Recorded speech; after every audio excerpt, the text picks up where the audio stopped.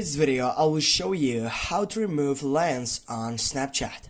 Firstly, when you take up into that section right down, and when you get here into that camera action side, and as you can see you have left and right wing, and if you go right here into that setup, you can take over your memories, your stories, your camera roll, and all of these sides. But if you go right over here into your right wing, you're gonna find out all these sticker sides and also all these side section with lens.